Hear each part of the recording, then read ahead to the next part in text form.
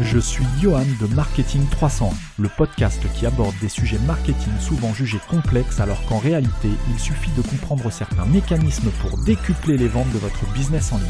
Après avoir créé une agence digitale en 2010 puis avoir racheté une société e-commerce en 2013, toutes deux toujours en activité, j'ai fait le choix de vous transmettre mes meilleures compétences à travers Marketing 301. Bonne écoute. Bonjour, alors aujourd'hui, plutôt que de faire la deuxième partie dans la peau d'un évaluateur de Google, partie pour laquelle on a fait la première partie la semaine dernière, j'avais un coup de gueule à passer et donc on verra peut-être la semaine prochaine pour la seconde partie de l'épisode dans la peau d'un évaluateur de Google. Et cette semaine, c'était vraiment un coup de gueule sur certaines pratiques, sur un certain état d'esprit. Alors, je préfère prévenir tout de suite, dans l'épisode, je vais dénoncer aucune personne, je ne suis pas là pour dénoncer ni aucune personne, ni aucune agence en particulier, ni aucune régie publicitaire, mais vraiment des pratiques, un état d'esprit, une manière de faire, une démarche commerciale qui n'est pas très éthique de mon point de vue en tout cas. Et donc ça va concerner trois types d'interventions, trois domaines d'expertise que sont l'hébergement de sites, donc les sociétés ou les freelances qui vendent de l'hébergement, qui vendent du référencement et qui vendent de la pub un peu plus classique, que ce soit sur le web ou en print. Donc c'est vraiment, j'ai été confronté la semaine dernière à deux cas de figure qui concernent ces trois éléments pour deux personnes, deux clients différents. Et donc je voulais vraiment alerter sur certaines pratiques qui sont, à mon sens, peu scrupuleuses et qui visent vraiment à vendre de la presta sans tenir compte vraiment du bénéfice pour l'utilisateur final, donc pour le e-commerçant qui va payer ce service, cette prestation. Le but de la société, de la régie ou quoi que ce soit, ou de l'agence web aussi, pourquoi pas, c'est vraiment de vendre une prestation sans forcément avoir un intérêt à ce que cette prestation apporte quelque chose à son client. Donc le premier point en ce qui concerne l'hébergement, il y a de plus en plus d'agences de com, donc agences de communication. Comme son nom l'indique, une agence de communication est censée faire de la communication, et donc on voit de plus en plus d'agences de com qui font de l'hébergement, du référencement, du print, du web, de la création e-commerce, du SEA, donc du référencement payant, de la stratégie digitale, etc., etc. Ce sont des agences qui font un petit peu tout. Alors en soi, pourquoi pas, tant que c'est bien fait, moi ça me pose absolument aucun problème, sauf que vous doutez bien que pour tout faire, une seule personne ne peut pas savoir tout faire. Donc déjà de base, une agence de com qui prétend pouvoir tout faire doit avoir plusieurs personnes au sein de son agence avec des domaines d'expertise différents, puisqu'un bon SEO ne sera pas forcément un bon développeur et inversement. Donc voilà, tout ça pour dire que la semaine dernière, j'ai été confronté à un client qui s'est vu démarché par une agence de com qui lui a proposé de l'hébergement. Alors en soi, pourquoi pas, c'est le jeu de la concurrence, ça ne me dérange absolument pas, sauf que quand ce client, on lui dit qu'il va avoir un bon hébergement, patati patata, et qu'en fait, quand on creuse un peu, cette agence de com à la base est une agence print qui se met petit à petit à faire du web et qui se revendique comme spécialiste d'hébergement. Alors on va voir les points qui font comment reconnaître on va pas dire un escroc parce que c'est pas vraiment le cas non plus, mais comment reconnaître une agence de com qui propose des prestations d'hébergement de qualité. Alors encore une fois, là je parle d'agence de com, de communication parce que je suis tombé sur ce cas-là, mais après c'est exactement la même démarche pour identifier une agence web, une agence SEO, un freelance qui proposerait de l'hébergement, à savoir est-ce que cet hébergement est de qualité ou non. Première chose, regardez l'IP de l'hébergement qu'on vous propose, c'est-à-dire la géolocalisation de l'IP. Si vous êtes un site et que vous exercez en France et que votre audience est française, que vous ciblez un marché français, il faut que votre IP soit géolocalisé en France. C'est un premier critère qui va démontrer la qualité de la prestation qu'on vous propose. Exemple, si vous êtes un e-commerçant, que vous vendez à des clients français et qu'un prestataire vous propose d'héberger votre site sur un hébergement supra top tip top et que vous remarquez que cette IP qu'il vous propose, que l'IP qu'on vous propose est située en Allemagne par exemple, c'est principalement le cas des hébergements chez One & One, à savoir que tous les hébergements mutualisés One & One sont géolocalisés en Allemagne. Si vous êtes en Allemagne et que vous visez un marché allemand, ou que vous êtes en France que vous visez un marché allemand, j'ai envie de vous dire, ça ne pose aucun problème. Si vous êtes en France ou dans un autre pays et que vous ciblez un marché extérieur à l'Allemagne, donc vous ciblez un marché français par exemple, c'est pas du tout optimal d'avoir une IP allemande alors que vous visez un trafic français. C'est pas du tout optimal du point de vue de Google et ça va à l'encontre de la logique qui dit que un prestataire français hébergé en France est plus à même de servir en termes de rapidité, de temps de réponse, une audience française que si son IP ou la localisation de la machine qui héberge le site, donc du serveur, est à l'étranger. Ça sera forcément plus long si on fait un appel depuis la France. Donc, premier point, si on vous propose un super hébergement, que vous visez une audience française, vérifiez que votre IP est en France. On verra juste après comment vérifier ces petites choses-là. Ensuite, le nombre de domaines hébergés. Est-ce qu'on vous propose du mutualisé, du privé ou du dédié? C'est la deuxième chose à vérifier. Encore une fois, le fait d'avoir une IP en Allemagne ou ailleurs, d'être sur un serveur mutualisé ou pas, ça ne va pas vous pénaliser en tant que tel vis-à-vis de Google. Par contre, vous serez sur un hébergement qui ne sera pas optimal et vous allez perdre des chances d'être correctement positionné. Donc voilà, encore une fois, il faut mettre toutes les chances de son côté. Ce n'est pas pénalisant, par contre, ce n'est pas optimal. Et à coût égal, autant être optimal. Donc ensuite, pour ce qui est du nombre de domaines hébergés, si vous voyez que votre site ou que le site qu'on vous donne en référence pour vous attirer est hébergé sur un serveur qui héberge également plusieurs centaines, voire milliers, voire dizaines de milliers de domaines référents, ça veut dire que vous êtes sur un hébergement mutualisé. Donc votre site va fonctionner, il n'y a pas de problème. Par contre, il faut bien être conscient, et ça on ne vous le dit pas, que quand vous allez être sur un mutualisé, les ressources du serveur et la réputation de l'adresse IP qui sera liée à votre nom de domaine sera partagée entre vous et les milliers de voisins qui seront hébergés au même endroit que vous. Ça, il faut le savoir. C'est pas pénalisant, mais si vous avez un voisin qui utilise la même adresse IP que la vôtre, puisque vous êtes sur un mutualisé, qui dit mutualisé dit partagé. Si vous êtes sur un mutualisé avec un site voisin qui fait n'importe quoi avec son adresse IP, qui envoie du spam, qui héberge du contenu pour adultes, etc., la réputation de votre site va être, la réputation de l'IP va venir se lier à la réputation de votre domaine. Et ça, encore une fois, d'un point de vue de Google, ce n'est pas du tout optimal. Donc, encore une fois, vérifiez le nombre de domaines qui sont hébergés sur l'hébergement qu'on vous propose. Un hébergement qualitatif vous proposera une IP ou une machine qui n'hébergera que au maximum quelques dizaines de sites si vous êtes sur du privé, du partagé, ou un site si vous êtes sur du dédié, à savoir le vôtre. Ensuite, on vient d'en parler rapidement, la typologie des voisins hébergés. Si vous êtes sur un serveur mutualisé, un hébergement mutualisé qui héberge tout type de site sur lequel vous n'avez absolument aucun contrôle, y compris des sites éventuellement pornographiques ou à destination d'adultes avec un contenu pour adultes, votre adresse IP aura une réputation d'héberger des sites à destination d'un public adulte. Or, vous, si vous vendez quelque chose qui n'a absolument rien à voir avec ça, et on sait bien que le contenu pour adultes ne soit pas interdit, Google va avoir tendance à filtrer ou à faire attention à ce type de réputation pour ne pas le délivrer à n'importe qui, notamment aux mineurs et aux enfants. Donc encore une fois, vérifiez la réputation de l'hébergement qu'on vous propose. Si vous voyez que l'hébergement qu'on vous propose est tagué comme hébergeant du contenu pour adultes, vous n'êtes pas sur un hébergeur ou un hébergement de qualité, sauf si c'est votre cas et que vous voulez mettre à disposition que votre site est à destination des adultes. Là, c'est autre chose. Mais si vous êtes dans une activité de e-commerce qui n'est pas principalement destinée aux adultes et que votre adresse IP est répertorié comme hébergeant du contenu pour adultes, cela peut nuire potentiellement à la réputation de votre domaine. Donc c'est dommage.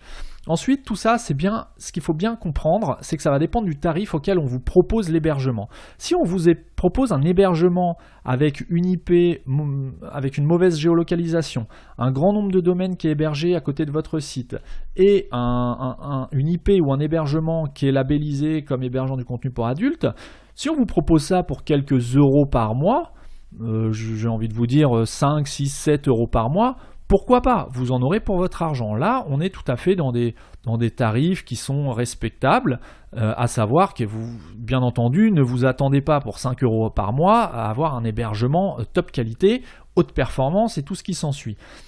Donc il va falloir, voilà, si par contre on vous propose ce type d'hébergement, où on vous propose un hébergement à quelques dizaines d'euros par mois, à savoir 30 euros, 80 euros ou plus par mois. J'ai déjà eu des clients qui payaient leur hébergement plus de 100 euros par mois pour en réalité être hébergés sur des hébergements mutualisés, que ce soit chez OVH, One & One ou autre, peu importe, mais des hébergements peu qualitatifs. Et tout ça pour 100 euros par mois. À savoir qu'un hébergement mutualisé chez un hébergeur classique, c'est 2, 3, 4, 5, 6, 10 euros par mois à grand max. Donc quand une agence de com ou une agence quelconque vient prendre sa marge avec du quasiment 99% de marge, c'est du vol. Moi, je considère ça comme étant du vol. Alors comment vous allez pouvoir suivre la géolocalisation de l'IP sur lequel vous êtes hébergé? Vous allez d'ailleurs dès maintenant pouvoir vérifier votre hébergement, à savoir est-ce qu'il est qualitatif ou pas.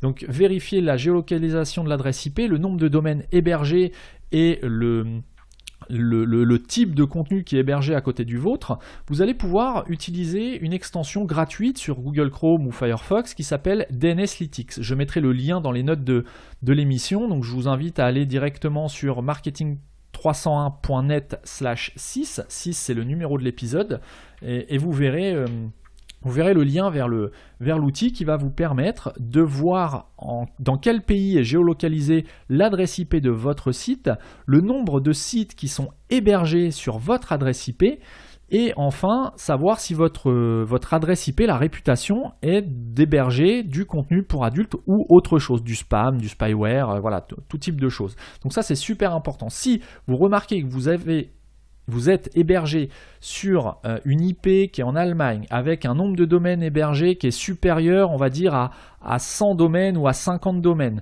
et que vous avez une petite croix rouge dans la case Adult Hosting, vous pouvez considérer en tout cas que vous êtes sur un hébergement de faible qualité et que cela peut potentiellement nuire à la réputation de votre site. Donc voilà, après, c'est à vous de voir actuellement où vous en êtes. N'hésitez pas à venir sur marketing301.net/6 pour échanger, voir votre expérience ou même poser vos questions. Ce sera avec plaisir que j'y répondrai. Ensuite, deuxième point qui fait l'objet de mon coup de gueule, c'est les prestations de référencement. Là encore, je me retrouve confronté de plus en plus à des agences de communication qui prétendent aussi faire du référencement. Alors, encore une fois, je n'ai rien contre les agences de communication. Dans la mesure où chaque type d'agence, que ce soit une agence web, une agence SEO, une agence de communication, une agence digitale, une agence marketing ou tout ce que vous voulez, dans la mesure où les prestations qu'elle propose sont cohérentes, avec un tarif cohérent et que les prestations sont qualitatives et vont dans le sens du client, quel que soit le client, ça ne me pose aucun problème, c'est tout à fait normal, il y a de la place pour tout le monde.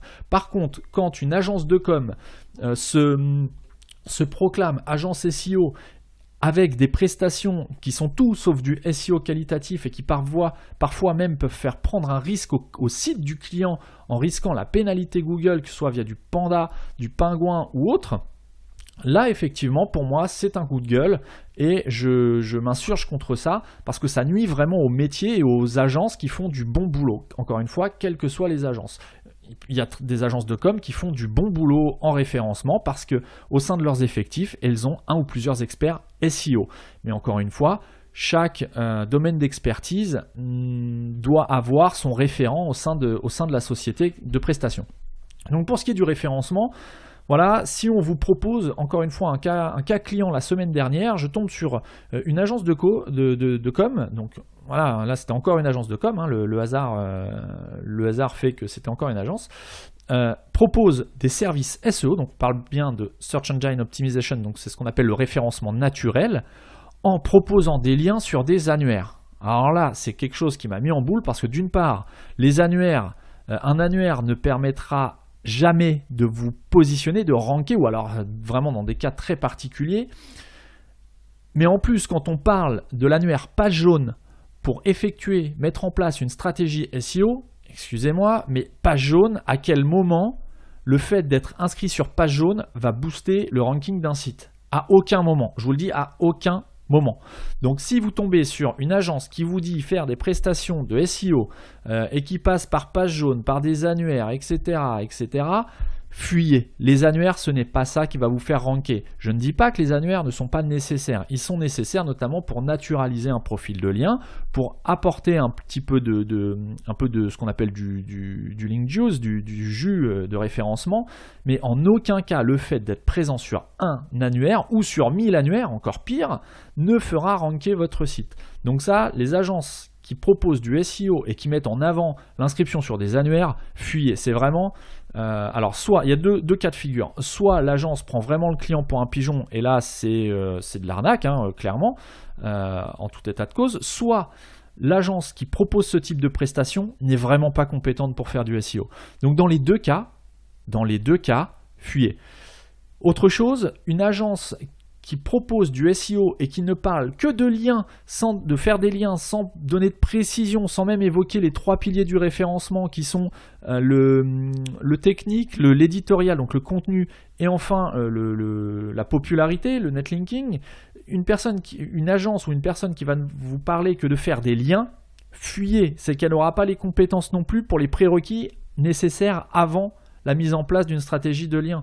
Donc voilà, c'est quelqu'un qui n'a pas les bases, c'est quelqu'un qui a entendu dire qu'il fallait faire du lien, donc elle va vous vendre du lien, souvent très cher. Mais alors, est-ce que vous allez avoir des liens de faible qualité, de bonne qualité? J'en doute. Voilà, donc en tout cas, si on n'aborde pas, une agence qui n'aborde pas une stratégie SEO dans sa globalité, vous risquez d'être face à une stratégie peu qualitative, voire vous risquez d'être flagué par Google comme spammer en tout ce qui concerne le netlinking. Donc voilà, à fuir et à éviter absolument. Ensuite, une agence qui propose du référencement et qui va vous faire éventuellement un audit ou qui va vous faire parvenir un devis pour une prestation sur la durée, si cette agence ne prend pas en compte ou ne prend même pas la peine de vérifier la qualité de votre hébergement, c'est le point qu'on a vu juste au-dessus, qui est juste avant, qui faisait référence à mon premier coup de gueule. Si elle ne prend pas en compte ou elle n'audite pas la qualité de votre hébergement, notamment par la géolocalisation de l'adresse IP, est-ce que vous êtes sur un serveur mutualisé ou pas, est-ce que votre serveur est flagué comme hébergeant du contenu pour adultes, enfin tout ce qu'on a vu juste avant, si elle ne prend pas la peine d'auditer juste cette partie-là, ça sent mauvais. Également parce que l'hébergement, ça fait partie du socle technique, et si de base les fondations de votre site sont mal hébergées, à votre avis, une stratégie de lien, qu'est-ce que ça va apporter? Eh bien, ça va constituer, ça va participer à montrer à Google que vous êtes dans une démarche, une démarche illégitime, c'est-à-dire que vous êtes dans une démarche j'arrive pas à m'exprimer, je suis désolé, c'est vraiment le coup de gueule qui me met hors de moi parce qu'on en voit partout et ça grille la confiance que les clients peuvent avoir vis-à-vis des agences ou des freelances qui font vraiment du bon boulot quand elles ont été échaudées par de mauvaises pratiques comme ça et que leur site a été dans le pire des cas déclassé. Derrière, c'est très compliqué de leur faire comprendre ou de leur faire entendre que le SEO c'est vraiment indispensable et qu'il y a des bonnes prestations. Donc bref, si l'agence ne prend pas en compte la qualité de votre hébergement avant même de vous sortir une stratégie de netlinking ou quoi que ce soit, fuyez.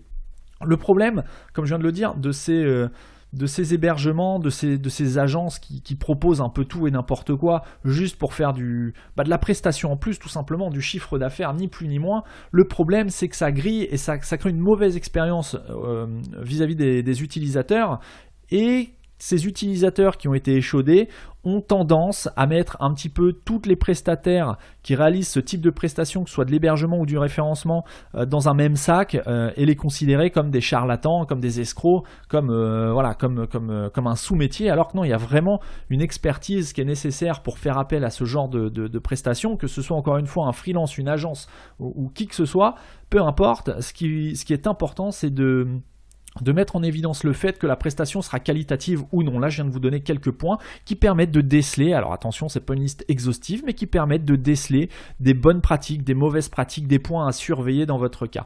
Ensuite, le troisième coup de gueule, c'est concernant, encore une fois, les agences qui vont vous proposer, ou les régies publicitaires. Là, j'ai eu un cas client, non pas sur une agence de com, on va laisser un peu les agences de communication tranquilles, parce qu'après tout, il y en a qui font vraiment bien leur taf, mais des agences d'une régie publicitaire dans un domaine, dans une thématique très spécifique qui propose de la publicité pour un site web, à savoir du print et de l'affichage de bannières. Alors, on n'est plus en l'an 2000. L'affichage de bannières, pourquoi pas. Par contre, encore une fois, ce n'est pas ça qui va décupler votre trafic, même si le site qui affiche votre bannière a une énorme audience, mais ce n'est pas ça qui va décupler votre trafic, encore moins participer au référencement de votre site. Et ce n'est pas ça qui va vous générer des ventes, ou alors ça va être vraiment négligeable en termes de quantité. J'ai l'exemple d'un site qui vend alors sans citer personne, encore une fois, hein, je ne suis pas là pour dénigrer personne et aucune régie pub en particulier, mais plutôt des pratiques et un état d'esprit qui nuit au métier du référencement, de l'hébergement, des agences web, des agences SEO, des agences de com et des régies pub qui font vraiment du bon boulot. À côté, il y en a qui font de la merde, désolé pour l'expression, mais c'est exactement ça, et ça je tiens à le dénoncer, sans dénoncer personne encore une fois. J'ai l'exemple donc d'un site e-commerce, un site, c'est une société qui est quand même référente dans ce domaine-là en France, qui vend de la pièce et accessoires de motocross. Voilà, donc on est dans une thématique moto. Ce site e-commerce a décidé de faire confiance au commercial d'un gros magazine MX français, le leader français, voilà, sans le citer non plus, parce qu'encore une fois, peut-être que le commercial lui-même n'est pas au courant de ce qu'il vend. Lui, on lui a demandé de vendre quelque chose, il vend quelque chose sans même savoir si c'est qualitatif et s'il y a un intérêt réel pour le e-commerçant en face. Donc je ne jette pas la pierre au commercial, ni même à la régie qui est là pour faire des sous, bien qu'elle fait les sous un petit peu à la volée, sans prendre en considération le fait qu'il y a potentiellement pas de retour pour le client, et ça c'est dommage. Donc bref, ce e-commerçant choisit d'investir sur plusieurs mois un budget assez conséquent, on parle de plusieurs centaines d'euros par mois, dans un gros magazine qui va lui proposer d'un côté un affichage dans le magazine papier qui est mensuel si je ne me trompe pas, donc un double affichage dans le magazine papier, et d'un autre côté un affichage mensuel récurrent sous forme de bannière sur son site web qui possède, le site web en question qui va afficher la bannière du e-commerçant est un site à forte audience, hein, on parle de plusieurs centaines de milliers de visiteurs par mois, donc on est quand même sur un gros site, une grosse régie, quelque chose qui fait du volume. Eh bien ça ne suffit pas. Le premier problème, c'est que le commercial n'a pas considéré comme intéressant de conseiller le e-commerçant sur comment monitorer et comment traquer ce que pouvait lui apporter d'une part l'affichage dans le magazine papier et d'autre part l'affichage en tant que bannière web sur le site de l'éditeur. Donc ça c'est dommage, parce que faire de la publicité sans mesurer rien du tout et sans savoir ce que ça rapporte ou ce que ça ne rapporte pas, c'est un petit peu jeter l'argent par les fenêtres, puisque vous ne savez même pas si c'est rentable, si on voit votre affichage, si vous ne savez rien du tout. Donc dépenser X centaines d'euros dans quelque chose qu'on ne peut pas mesurer, ça ne sert à rien. Gardez votre argent, investissez là où vous savez que derrière il y aura un tracking et vous aurez les moyens de savoir qu'en investissant, je dis n'importe quoi, en investissant 700, vous avez gagné 800 ou 300, bref, peu importe, mais il faut que ce soit mesurable, il faut mettre des actions qui soient mesurables, avec un retour mesurable, que ce soit un retour positif ou négatif, mais il faut que ce soit mesurable. Donc, tout ça pour dire que le seul tracking qui était proposé par cet éditeur au e-commerçant, c'est un tracking interne, c'est-à-dire issu d'un outil qui comptabilisait les clics effectués sur la campagne web, mais c'est un outil interne, donc c'est totalement subjectif, c'est pas du tout objectif, puisque l'éditeur, bien que je ne sois pas en train de sous-entendre qu'il fausse le nombre de clics ou d'affichages, c'est totalement, c'est pas objectif du tout. C'est l'éditeur lui-même qui vous dit combien vous avez réalisé de clics. Pourquoi ne pas utiliser une plateforme complètement indépendante et à la fois au e-commerçant et à l'éditeur, comme Google Analytics. Google Analytics, il n'a aucun intérêt à aller dans le sens de l'un ou de l'autre. C'est totalement objectif et indépendant de votre campagne. Donc ne jamais vous fier au tracking d'un outil interne à l'éditeur.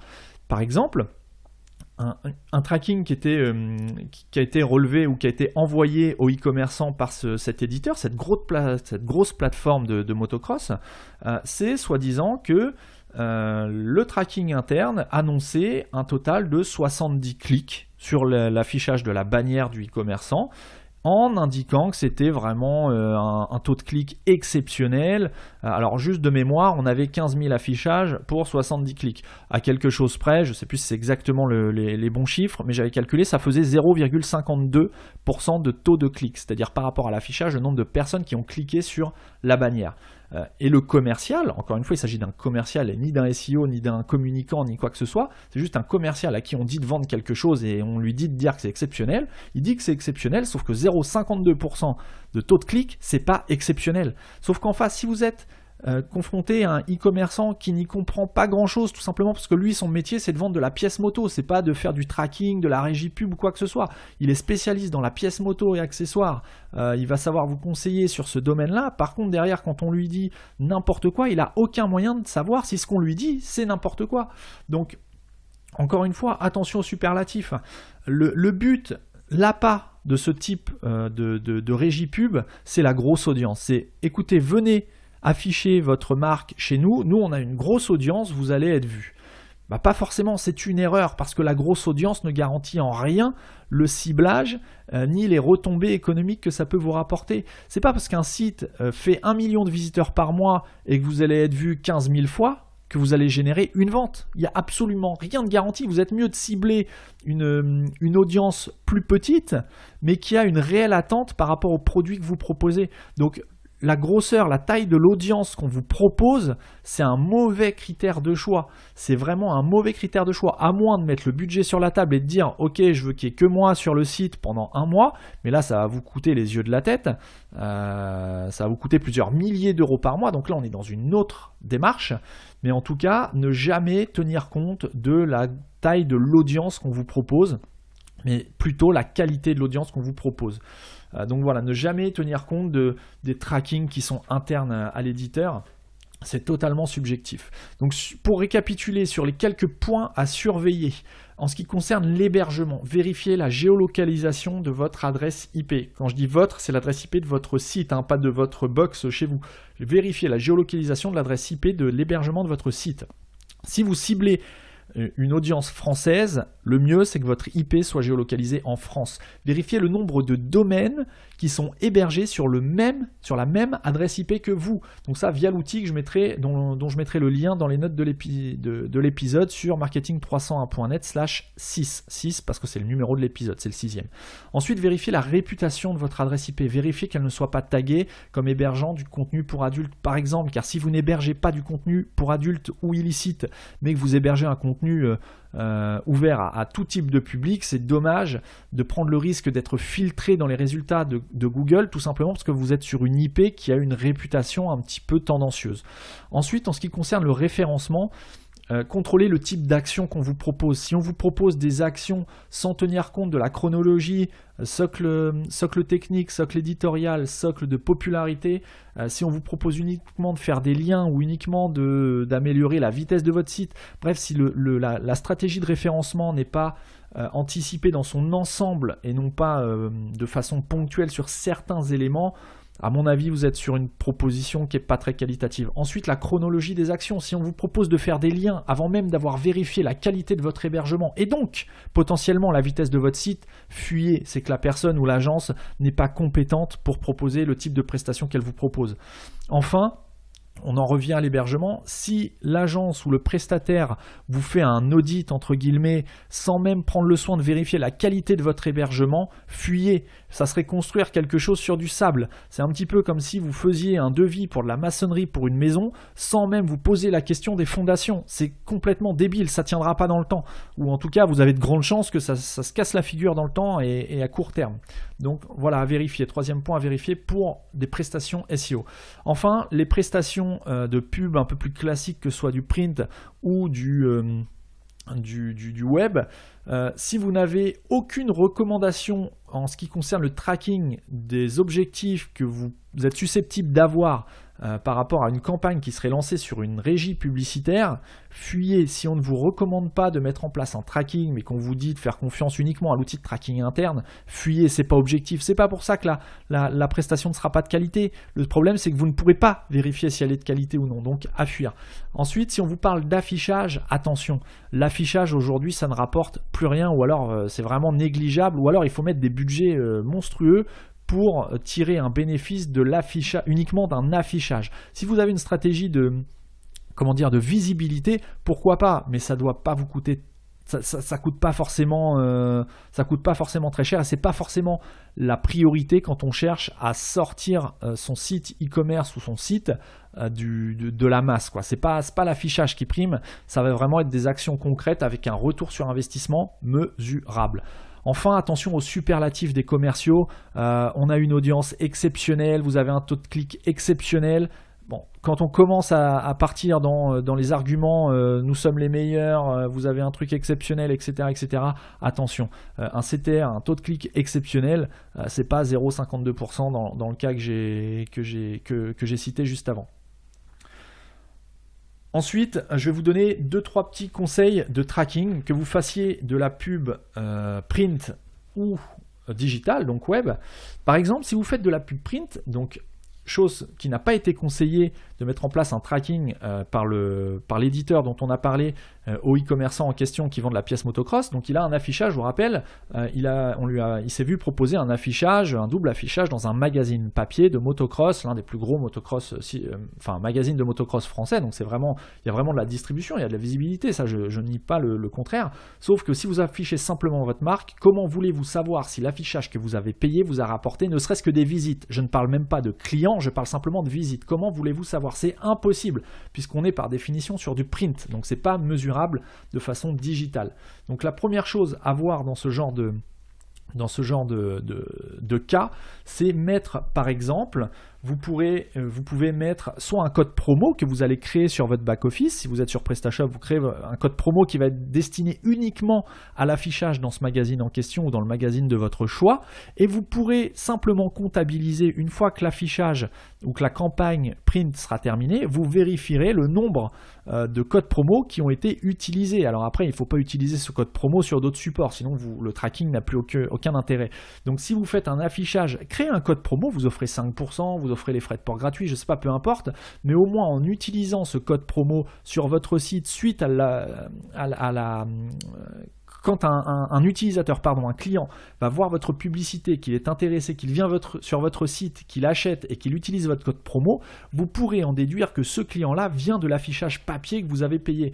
Donc si vous ne mettez pas de code promo ou aucun moyen d'identifier le trafic en provenance de la publicité print, vous ne pourrez pas traquer les retombées économiques de ce type d'affichage. Deuxième solution, vous pouvez mettre en place un numéro de téléphone dédié. Encore une fois, ça dépend de votre domaine d'activité, de ce que vous proposez dans la publicité, mais vous pouvez très bien louer un numéro de téléphone sur une courte durée. Donc ça se fait très bien par rapport, par exemple chez OVH, vous pouvez louer un numéro de téléphone, ça va vous coûter, si vous vous abonnez, ça va coûter 2 € par mois, donc ça coûte vraiment rien. Vous avez un numéro en 01, 02, 03 ou le numéro de votre choix, vous allez pouvoir choisir ce numéro. Ce numéro, vous le réservez à l'affichage de votre publicité, vous ne le diffusez nulle part autre que sur la publicité print, et vous verrez bien si vous avez des appels téléphoniques. Si vous avez quelqu'un qui vous appelle sur ce numéro, c'est qu'il a vu votre numéro dans la publicité imprimée dans le magazine en question. Donc voilà, ce sont deux petites choses qui sont super faciles à mettre en place, il n'y a pas besoin d'être super technique pour mettre ça en place. Soit vous prenez un numéro de téléphone, vous allez sur n'importe quel prestataire qui propose de la location de numéro de téléphone en numéro géographique, j'entends bien, vous pouvez faire ça. Vous pouvez même aussi mettre du 06 ou du 07, un numéro de mobile. Vous avez une application qui s'appelle On-Off qui vous propose de louer un numéro de téléphone.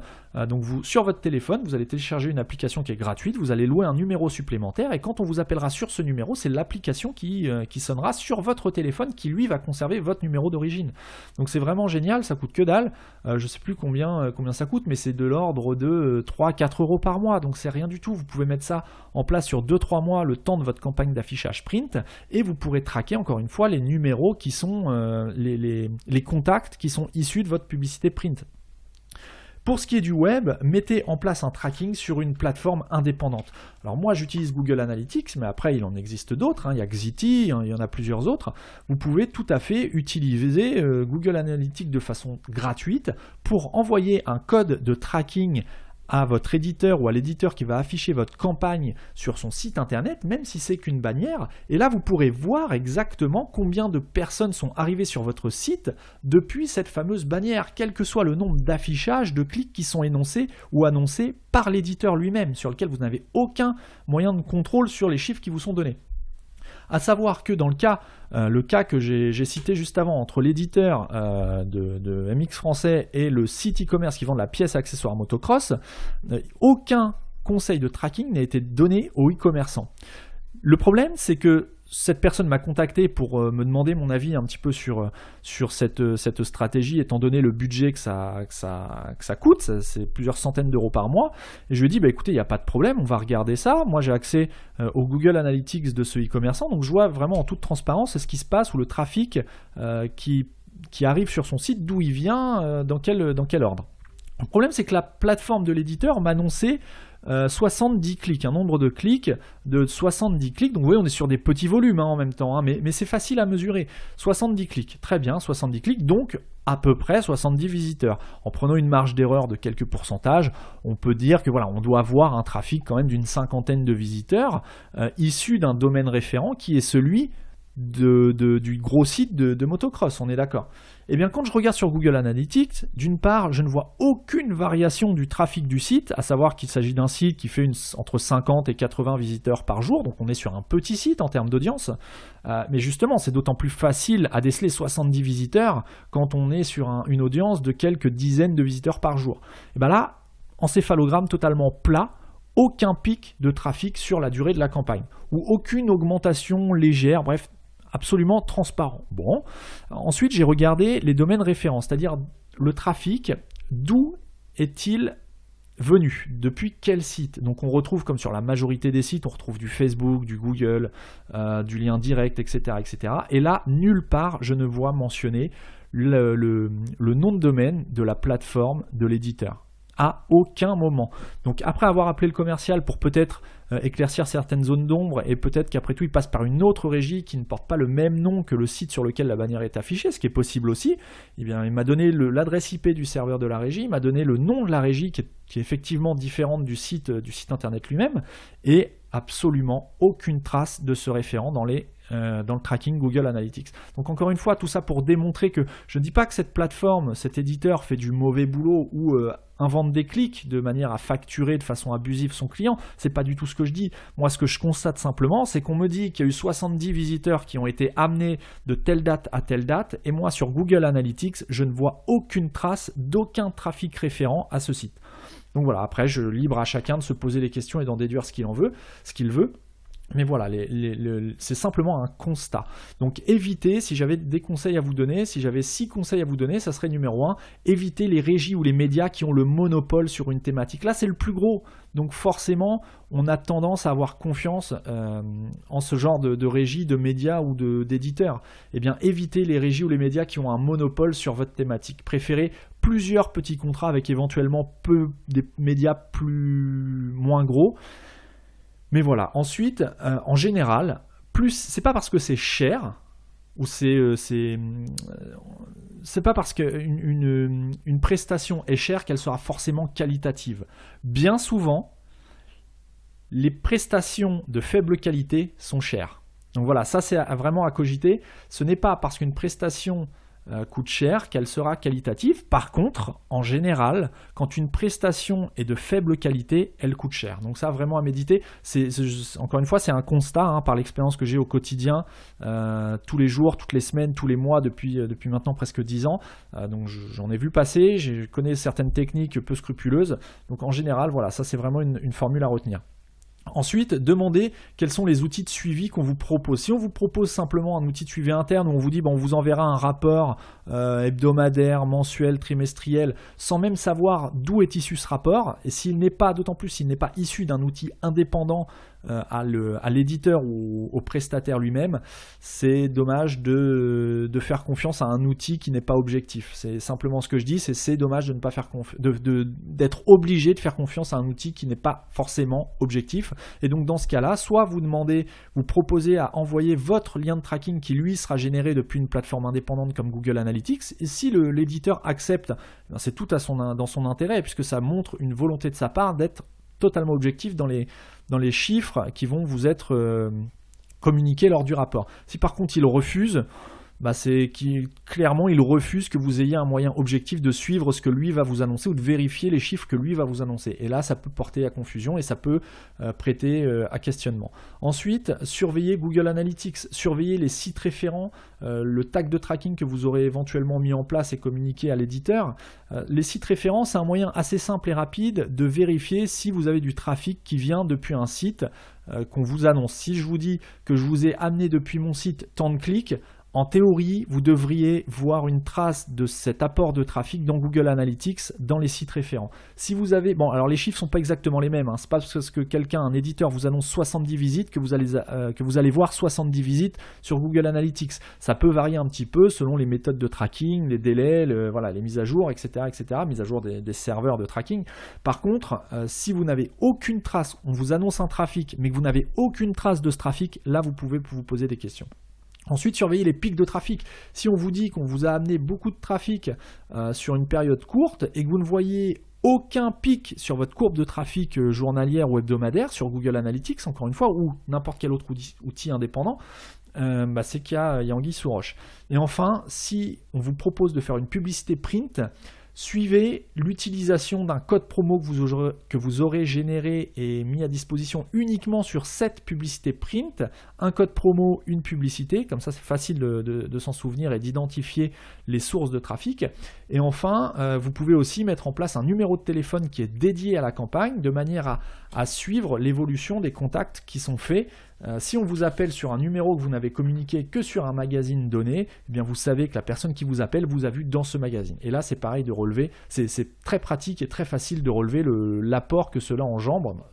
Et derrière, vous pouvez même mesurer les retombées économiques, à savoir si vous avez transformé le contact téléphonique en contrat ou en devis ou en vente. Est-ce que vous avez vendu quelque chose suite à cet appel?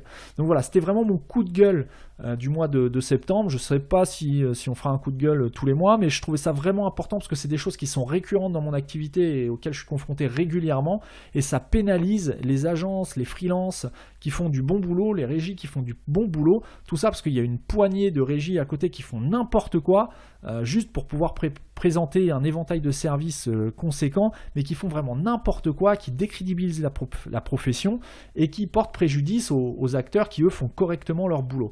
Maintenant, je serais curieux d'avoir vos commentaires dans les notes de l'épisode. Donc pour laisser un commentaire, allez sur marketing301.net/6, le numéro 6. Laissez-moi un commentaire sur cet épisode. Si vous avez été confronté à ce genre de pratique, n'hésitez pas à nous faire partager votre expérience. Et si vous avez des questions sur différentes manières de procéder ou de vérifier certaines choses quand on vous propose des prestations diverses, que ce soit en hébergement, en SEO ou en affichage publicitaire plus classique, posez vos questions dans les commentaires, j'y répondrai avec grand plaisir. D'ici là, je vous souhaite une bonne semaine, bon courage, faites attention à ce qu'on vous propose et je vous dis à très bientôt dans un prochain épisode.